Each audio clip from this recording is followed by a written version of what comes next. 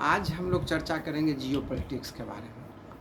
आप आजकल रूस और यूक्रेन का युद्ध हुआ है, या फिर इज़राइल ईरान का हो रहा है, या फिर इज़राइल जो गाज़ा में, या फिर हिजबुल्ला या हुतीस का आप देख रहे होंगे, ठीक ना। ये सब जो युद्ध हो रहा है, इसमें जियो पॉलिटिक्स का बहुत ही चर्चा आप सुन रहे होंगे। तो पहले हमको ये समझना है जियो पॉलिटिक्स होता है क्या। जियो का मतलब होता है जियोग्राफी। जियोग्राफी का मतलब होता है आपका जो मतलब लोकेशन का सिस्टम क्या है, ठीक ना। और उसके आधार पर आपके पॉलिटिक्स को डिटरमाइन किया जाता है। याद रखिए, आज के युग में इस दुनिया में कोई भी देश किसी दूसरे देश का परमानेंट ना दोस्त है ना परमानेंट दुश्मन है।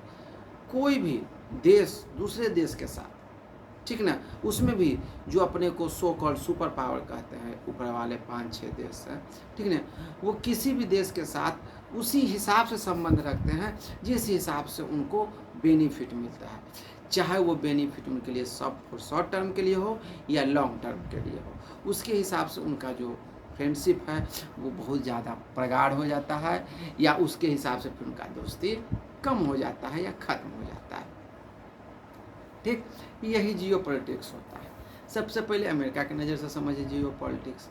अमेरिका देखिए, अमेरिका के लिए भारत या पाकिस्तान, तो देखिए वो हमेशा पाकिस्तान को लॉलीपॉप देता रहता है अमेरिका। चूँकि देखिए अब उसको पता है अभी कि आने वाले समय में भारत जो है एक नो डाउट इकोनॉमिक और मिलिट्री सुपर पावर जरूर बनेगा। ठीक, इसके अलावा चाइना को देखिए, चाइना हमेशा पाकिस्तान को लॉलीपॉप देता रहता है। तो पाकिस्तान को किस लिए इस्तेमाल करता है, आप स्ट्रिंग ऑफ पर्ल्स के बारे में भी सुने होंगे, ठीक ना। तो क्यों इस्तेमाल करता है, क्योंकि उसको पता है कि भारत को सुपर पावर बनने से अगर रोकना है तो इसको छोटे छोटे कन्फ्लिक्ट में क्या है, इसको इन्वॉल्व रखना है। या कोई भी देश, आज देखिए कि आप यूक्रेन देख रहे होंगे, तो यूक्रेन में लड़ तो यूक्रेन कहने का यूक्रेन लड़ रहा है रसिया से, जो बैटल फील्ड है वो भी यूक्रेन है, लेकिन उसको जो जितना भी वेपन है या लॉजिस्टिक्स है या फिर करेंसी का जो उसको बूस्ट है, किसके द्वारा मिलता है, या नेटो के द्वारा, अमेरिकन एलाइड नेटो के द्वारा मिलता है। ठीक, ताकि रसिया को ज़्यादा से ज़्यादा कमज़ोर किया जा सके। अब देखिए यही जो यूरोपियंस हैं, ठीक ना, ये रसिया से गैस लेते हैं। ठीक, अगर रसिया गैस देना बंद कर देगा तो एक पूरे विंटर ही सरवाइव करना यूरोप के लिए मुश्किल हो जाएगा। ठीक, लेकिन फिर भी चूँकि वो अपना थ्रेट रसिया को मानते हैं, हो सकता है मिलिट्री सुपर पावर रसिया है तो उसे वो थ्रेट मानते हैं, तो उस थ्रेट को न्यूट्रलाइज करने के लिए वो यूक्रेन को इस्तेमाल कर रहे हैं। अब देखिए, अब इसमें जो वोटिंग होता है कुछ होता है, तो कोई भी देश जो यहाँ चाहे एब्सेंट होता है चाहे वो उसमें अपना वोटिंग देता है, इसके पीछे भी वो अपना बेनिफिट देखता है। जैसे अभी आप 2 दिन पहले यूनाइटेड नेशन में जब इजराइल के खिलाफ जब वोटिंग हो रहा था, उसमें जो भारत सरकार अब्सटेन की। ठीक, अब देखिए तो एससीओ में जो मीटिंग हो रहा था उसमें उसका जो स्टेटमेंट है उससे खुद को अलग कर ले। उसका रीज़न क्या था, उसका रीज़न ये था चूँकि भारत का कहना था कि अब देखिए ईरान और इजराइल दोनों हमारे मित्र हैं, ठीक ना। तो अब जब भी इस पर कोई भी तरह का सॉल्यूशन होगा तो दोनों आपस में बैठेंगे तभी इसका सॉल्यूशन होगा, ठीक ना। डिप्लोमेसी कूटनीति के जरिए ही इसका सॉल्यूशन हो सकता है, भारत का ये कहना था। तो भारत भी यहाँ पर क्या रहा कि अपने जो जियो पॉलिटिकल गेम है, ठीक ना, ये गेम है, उसके हिसाब से ये काम कर रहा है। आपको पता होगा कि जब ऑपरेशन सिंदूर या किसी भी तरह का, आप जब 1999 का जो कारगिल का जो वार था उस समय भी इजराइल खुलकर सपोर्ट किया था भारत को, ठीक ना। क्यों, क्योंकि इजराइल को पता है कि इस पूरे एरिया में भारत एक ऐसा पावर है, ठीक ना, जो कि मतलब हमेशा इसको सिस्टम को बैलेंस किए हुए रखता है, ठीक ना।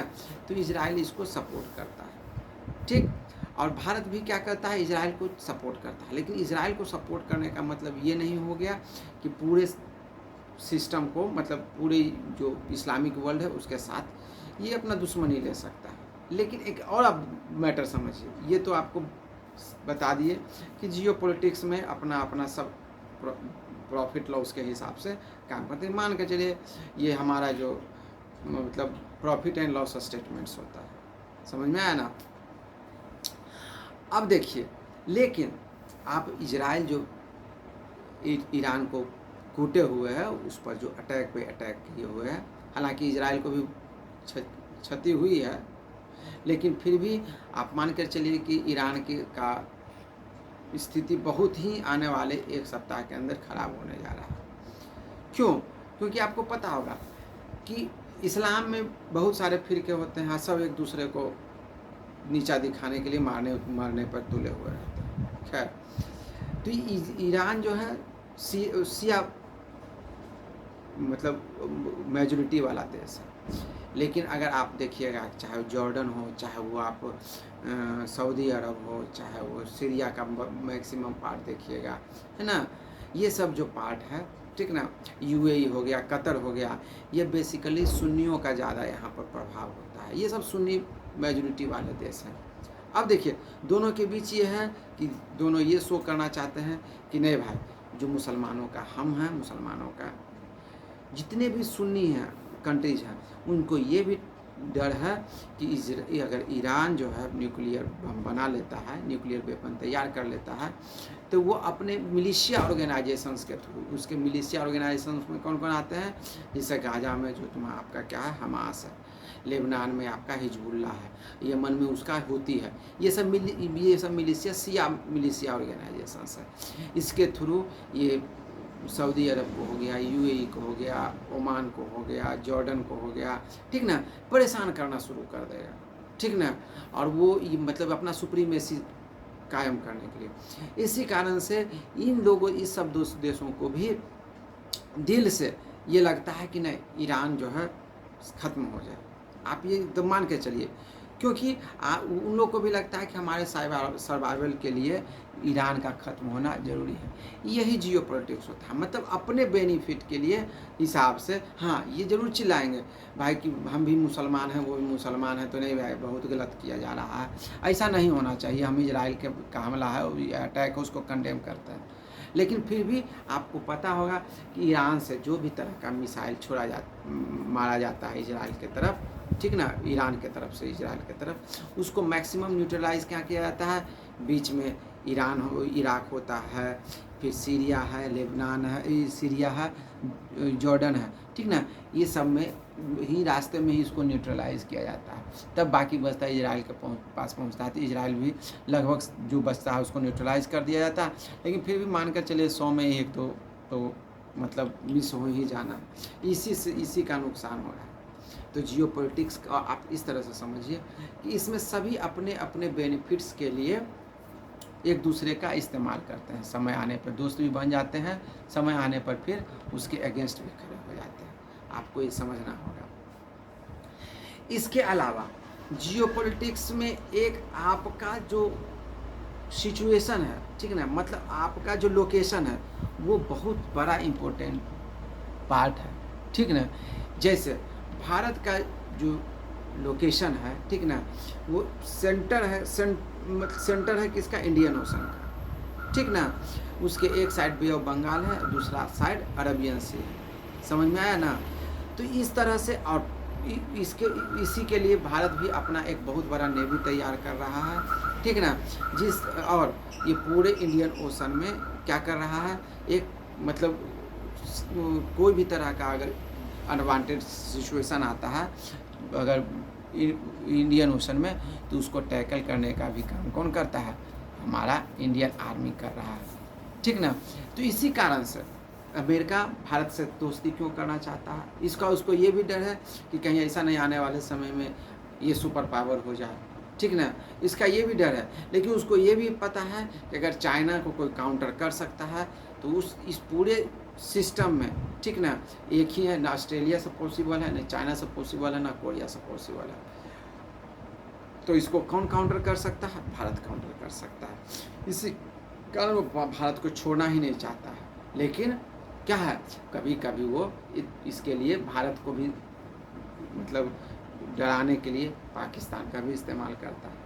और पाकिस्तान को तो इस तरह से इस्तेमाल करता है जैसे आप उसको समझिए कि मतलब क्या हम बताएं, खैर छोड़िए, उसकी स्थिति तो बहुत, रुपया के लिए पाकिस्तान कुछ भी कर सकता है।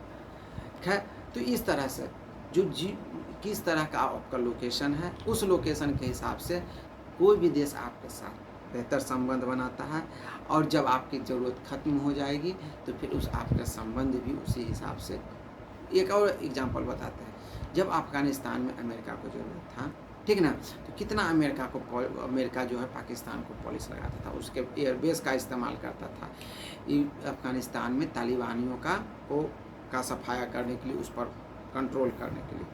ठीक, अभी देखिए सुने होंगे कि आसिम मुनीर को बुलाया गया है, और कुछ नहीं है, बुलाया ही गया इसलिए ताकि पहले से प्री प्लान था कि ईरान को क्या करना है, कूटना है, ठीक ना। इसी कारण पाकिस्तान को बहलाया फुसलाया गया, विशेष तो आप समझ ही रहे हैं। ठीक, तो पहले कोई भी तरह की इंटरनेशनल रिलेशन को समझने, किसी भी देश का किस तरह का संबंध किसके साथ कैसा रह सकता है, अब फ्यूचर में कितने लंबे समय तक सर्वाइव कर सकता है, इसके लिए वो जियो पॉलिटिक्स को आप समझना चाहिए। जियो पॉलिटिक्स क्या है। आज का वीडियो यहीं समाप्त करते हैं। वीडियो अच्छा लगा तो शेयर कीजिए, सब्सक्राइब कीजिए, अपने मित्रों को ज़्यादा से ज़्यादा शेयर कीजिए। धन्यवाद। जय हिंद, भारत माता।